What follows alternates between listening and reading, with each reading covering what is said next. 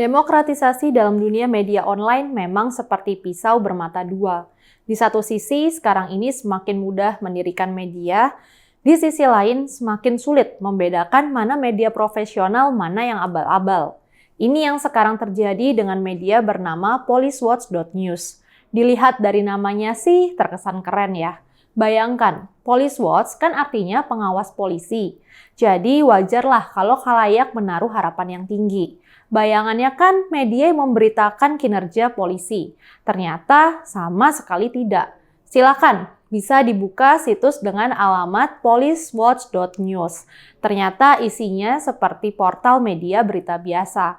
Memang ada satu rubrik namanya seputar Polri TNI. Tapi yang lainnya sih seperti media biasa. Ada olahraga, hiburan, kriminalitas, politik, dan bahkan sejarah. Jadi tidak ada hubungannya dengan polisi. Tapi yang lebih parah lagi, sekarang terungkap bahwa media ini mencatut nama ex-jenderal TNI yang diduga digunakan antara lain untuk memeras. Ini terungkap gara-gara salah seorang purnawirawan yang dicatut namanya itu membuat konferensi pers. Pemilik media cetak dan online media itu, Muhammad Rodi Irvanto, bakal dilaporkan ke polisi. Rodi dituduh mencatut nama beberapa jenderal purnawirawan. Nama jenderal-jenderal itu dipasang di box redaksi policewatch.news. Dan dengan cara itu, Rodi diduga menakut-nakuti narasumber dan memeras. Nama purnawirawan yang dicatut adalah Majen TNI Purnawirawan Tatang Zainuddin. Jenderal berbintang 2 dan mantan pejabat Kopassus ini marah ketika tahu namanya tercatut di box redaksi policewatch.news. Tatang di sana disebut sebagai pelindung dan penasehat media milik Rodi. Dalam keterangan persnya pertengahan September ini, Tatang mengklaim dirinya tidak pernah diberitahu. Menurut Tatang, pencantuman namanya di media Rodi itu tidak lewat prosedur resmi. Juga tidak ada SK atau permohonan tertulis untuk menjadikan dirinya pelindung atau penasihat di policewatch.news. Tatang mengaku sangat geram karena namanya dicantumkan begitu saja. Selain itu, kata Tatang, ternyata ada beberapa jenderal purnawirawan lain yang namanya dicatut oleh Rodi. Tatang menganggap Rodi mencatut namanya dan beberapa jenderal lainnya hanya untuk kepentingan diri Rodi semata. Tatang mengakui Rodi dulu pernah meminta dirinya untuk menjadi pelindung dan penasehat di policewatch.news. Namun Tatang belum memberi kata setuju. Tatang juga membeberkan beberapa temuan dan informasi dari sejumlah daerah di Jawa Tengah, Jawa Barat, dan Jawa Timur. Ternyata di daerah-daerah itu Rodi dilaporkan banyak melakukan tindakan di luar ranah jurnalistik. Dia bahkan diduga kerap melakukan pemerasan. Orang seperti itu jahat, tegas Tatang.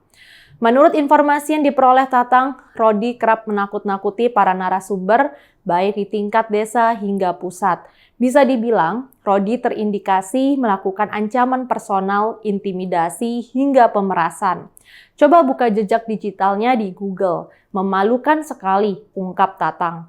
Rodi sudah dikonfirmasi oleh wartawan tentang tuduhan pencatutan nama tersebut. Rodi mengklaim ia sudah meminta izin secara lisan baik ke Tatang maupun ke beberapa jenderal lainnya.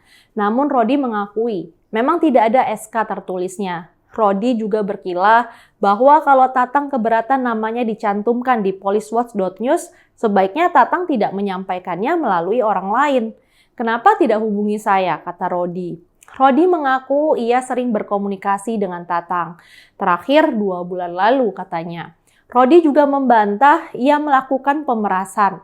Tapi omongan Rodi ini dibantah oleh Tatang. Tatang menegaskan dirinya sudah lama sekali tidak pernah berkomunikasi dengan Rodi. Bukan baru 2 bulan seperti yang dikatakan Rodi.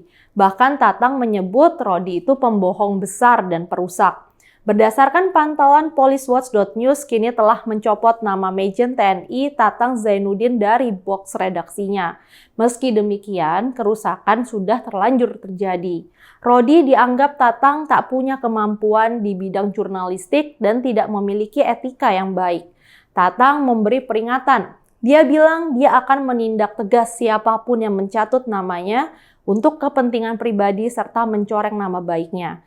Tak akan ada ampun, orangnya akan disikat, katanya. Kasus semacam ini kembali menunjukkan besarnya masalah di dunia media online di Indonesia.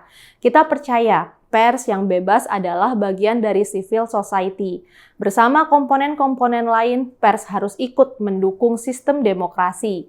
Namun menjadi masalah ketika pers disalahgunakan, bahkan sengaja diperalat untuk mengejar kepentingan-kepentingan sempit pribadi.